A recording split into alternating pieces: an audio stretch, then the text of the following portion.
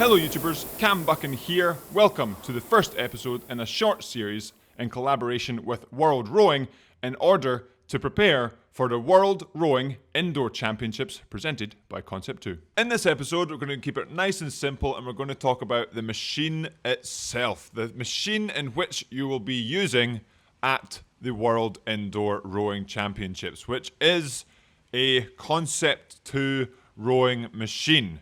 If you've not seen one by now and you're competing, I do recommend getting on one as fast as you can and getting as much experience on it as you can. The first thing to get to grips with on the rowing machine is the drag factor, or the resistance of the machine. At the World Indoor Rowing Championships, it's completely up to you what drag factor or what resistance you choose. So it's finding which resistance and which drag factor works best for you on the indoor rowing machine. For me, generally, the longer the distance, the lower the drag factor, and then the shorter the distance, the higher the drag factor. But it doesn't just mean 10 for short distances, 1 for low distances. On your machine, it will differ depending on how new and how clean it is. So I recommend going into the monitor, selecting more options, display drag factor, and selecting the drag factor which is more accurate to be consistent over multiple machines. For me, doing a 2,000 meter row for heavyweight men, I would say around 130. For a heavyweight woman, around about 120, 125. And then if you're a lightweight man and lightweight woman, going below those values. But again, it really depends on you as an individual and what type of erger you are. And you can change and vary to see what works best for you. Once we've set up the drag factor on the machine, we want to figure out the best foot position. And this can vary, again, for everyone. It can vary on your flexibility, your size of feet, the distance you're testing in. But for me, generally, for everyone, a great place to start is with the strap across the ball of your foot, across the widest part of your foot, and then you can vary from there.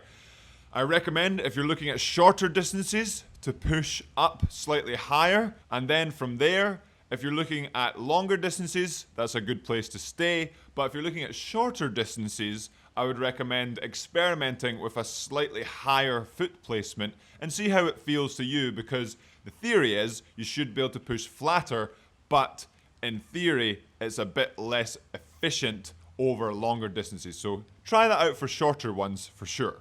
And then you have the screen itself. I recommend getting used to looking at this and looking at the numbers and the screen that you want to see when it comes to race time. On the top half of the screen in training, you'll be able to choose exactly what you'll see on race day. So depending on what you want to see, your per 500 meter splits, your stroke rate, the time, the distance remaining, or the average split that you're doing. You can also change the units of the actual pace, but I recommend sticking to those per 500 meter splits. On the bottom half of the screen, that's where it's going to change, especially come race time. You can set the machine up, you can go into menu, you can click more options, racing, and then set up a race by yourself, and you can kind of see what you might see. It's slightly different come race time, but generally you'll have names on the bottom half of the screen. So you might have Cam Buchan in the middle, and then above that you'll have the closest competitor ahead of you, which say Ollie Ziedler plus 10 meters, and then below that you'll have the closest competitor behind you, and let's say it's Steve Redgrave plus or minus 20 meters. So you can really use those names when you're racing to really either push off of from behind or try and catch in front of you. But as usual, just because you've got those names behind or in front of you doesn't mean you should really change the pace that you're doing unless it's that last end of the piece.